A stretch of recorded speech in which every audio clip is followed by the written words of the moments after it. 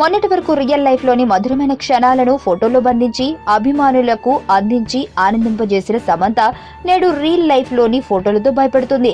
ఈ cute beauty నాగచైతన్యతో ప్రేమలో పడిన తర్వాత డిఫరెంట్ కథలను ఎంచుకుంటుంది.